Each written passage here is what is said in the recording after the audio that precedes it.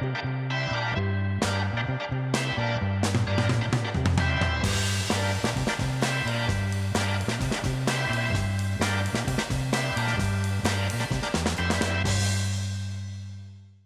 long have you been the chef at Rosie's? I started when I was 15 and a half, so 28 years roughly. Goodness. Yeah. So Move up through the ranks? I started as a dishwasher, busser at the old Rosie's. Yeah. And then right when this new one, Rosie Italian Grill, opened in 2005, I became a sous chef. I just finished like culinary school and all that. Wow. So it was like Wow. good timing. But you spent your life in the kitchen. Spent my life in the kitchen, yeah. All right, I am here with Eric Kish, the executive chef here at Rosie's. See, you can tell right there, official. We're in the kitchen, and what are we gonna make today? We're gonna make chicken marsala, and we're also gonna make our pasta and clam dish. Okay, are those two of the favorites? I would say so, yeah. Two of the favorites? Yep. Do you still think you have some of the Rosie, you know, the traditional Rosie flavor? What is it about it that makes it a Rosie's dish? Consistency, and we do it the same every time. Do it the same every time. Yeah. All right, let's hit it. We opened up the first store in 1981, 82, somewhere in there. And right before that, we had our offices in that same building, my brother John and myself. And John said, come on in, I want to talk to you. And he said, what do you think about opening up a restaurant and sharing what we grew up with? And I said, I'd love to. Number one, I was in real estate at the time. I think the interest rates were like 12%. It's ridiculous. Now, a lot of people are going to buy houses with 12% interest rates. So I was all over that. And nobody had a restaurant experience. So I was elected to go. I got a job at one of the pizzerias for like 2 weeks. Just to get an idea. And then, because then we were going to get ready to, to open up. And so we opened up a deli. And we had great food. And Mom was, in there every day helping us and everything. And then right next door, you go through double doors and it would be an arcade. And that's right when Pac-Man came out and Centipede and all those fun games. So it was kind of a little combination of entertainment there. But it went well enough that you guys started the restaurant, and I mean, at one point there were five Rosie restaurants? Yes, Rosie yeah. restaurants? When we were in this little deli, my dad was a lawyer, and he was working with open pantries, convenience stores, and there was one right down the road for sale. And Dad goes, "I'm going to buy that, and we're going to put a Rosie's in there. I think you guys are ready, because the first one was kind of our university of learning things, and we went down there, and that had parking, and that's when it took off. As soon as we went in there, we had a line-up out the door, and we had a window in the kitchen, so we could see out the door. And my brother Mike and myself, we were in the kitchen, and these people are all lined up, and they're looking at us like we're really hungry. So I go, Mike, we got to do something. So Mike and I got together. We had bread, and so we made up the sauce and stuff, and it ended up being Hot Mama bread. I was just going to say, which that's is the origin of the Hot Mama bread. Yeah, we cut it in diamond shape, and then we put toothpicks in it and brought it out on a plate so people could all have a piece. And they loved it so much, they went to as soon as they got to their table, so we want some of that Hot Mama bread. Yeah. And it wasn't on the menu. Oops. So we put it on the menu, and it's the number one thing to today, yeah. All right, so we're gonna, first of all, we got our chicken for our chicken marsala. Okay, and you got it sliced nice and thin. So it's really thin.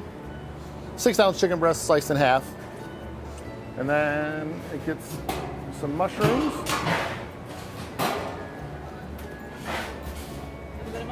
Yep, some mushrooms. And then it comes over to the saute. How hot does that saute pan have to be? Super hot? I would say like medium. Medium hot. Yeah, medium hot. All right, so you got it nice and medium hot for your butter. Yep. We're gonna put the chicken in. It's best to put it away from you in case it splashes. See, good chef tip. Good chef tip. Yep. It'll tell us when it's ready. Right? Oh boy, I just remember, in fact, the whole neighborhood knew Bread Day.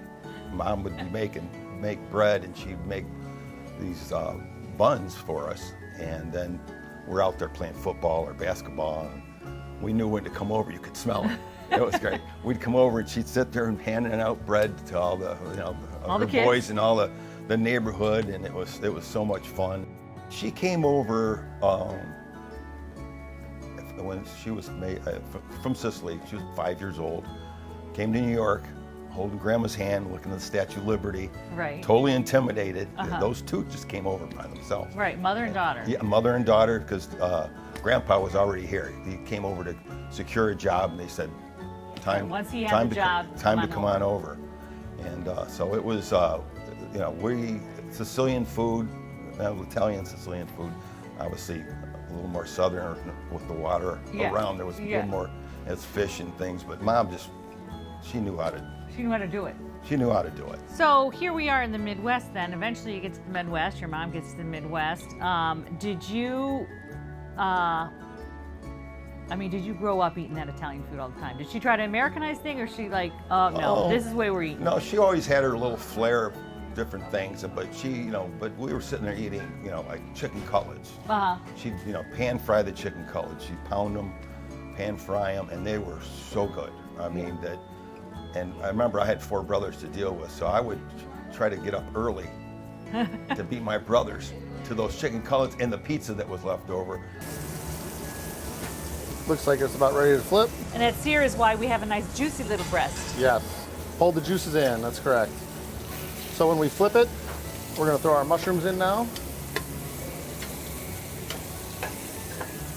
Let those saute a little bit. It's really simple ingredients. I mean, that's really the key to something that is going to be your favorite dish and something that does bring back the tradition of Rosie. Correct, yeah, so it's just good chicken breast, sliced in. Good seasoned ingredients flour. that I can pronounce for the most part, unless they're super Italian or something. Oh, yeah. What's your most Italian ingredient? We use prosciutto, which is, that's, some people struggle with that word. A little bit. Yeah. Are you Italian? No. No, but you are now by association. Yes, I am by association, Okay. correct. When you think of your mother, where is she in your mind? She's overlooking everybody. Oh, okay. She was always hands-on. I mean, she was a quiet leader. Dad was a very strong, alpha Italian man. And Mom was very quiet, but she always knew what was going on because she was a good listener. So I think she's always overlooking, and I look up at Dad and Mom sometimes, and I go, "Yeah, you were right again." They would tell you things, but I was, young and naive and thought I knew everything. So Don't we all? Now I've learned. All right, once the mushrooms get a little sauteed like they are, we're gonna put our Marsala wine in. Sherry. So this is our Marsala wine. Marsala wine, everybody? Okay. Pull it off the heat so it doesn't flame up right away. And you're keeping that moisture going. Oh yeah. Yeah, the chicken's nice and seared now. All the juices are inside. Once it reduces a little bit, we're gonna put in about 3 ounces of our homemade au jus. The secret sauce. And then 3 ounces of our chicken stock. I would say overall cook time on this dish is about 5 minutes. 5 minutes. Yeah. Come on. To make it to order. Yeah. Wow. Yeah. Mom's recipes were all up in her head. She barely had things written down. Yeah. She was oldest of 3 sisters. She was the one working with Grandma. Yeah. And had help in the kitchen more than anybody. So she really learned. So I said, Mom, your pinch of this and a pinch of that is going to be different from mine. So we got to get the weights down. Standardize those things. And so John and Mike, my brother Mike, we all just worked on getting those recipes down. So. Well, and that's amazing to think. So she passed when she was 98, you said? Yes. And she got her recipes from her mother.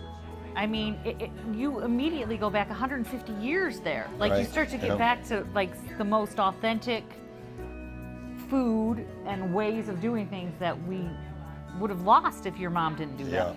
Yeah, she was full of knowledge. I mean, I would always go to her, about things, about cooking stuff, and I'd always talk to my Aunt Lucy about what's the proper thing to do here. She really knew the manners, things. If I was going to a wedding, what do I do? Just different stuff. So it was the Ferrara sisters.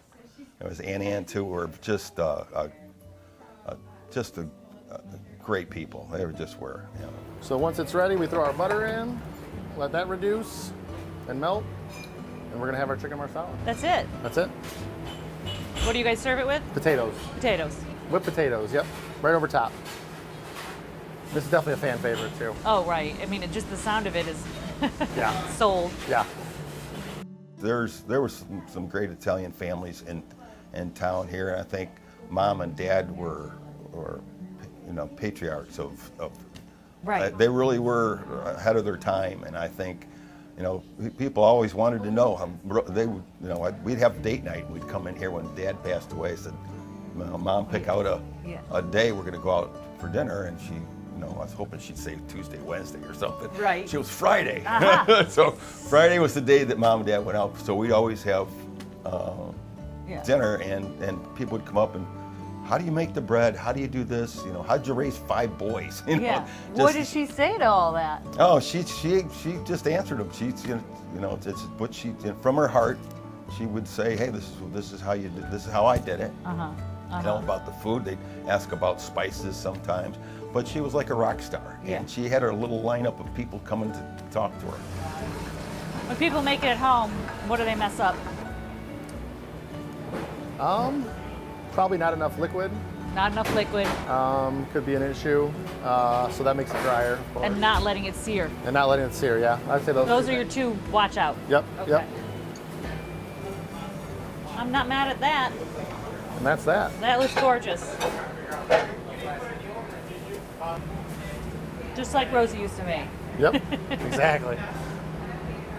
You want to leave happy, full when you Yeah. come to a Barone establishment, because Right. that's the way we were brought up. That's what Rosie would expect. Yeah, that's what Rosie would expect, and my dad too.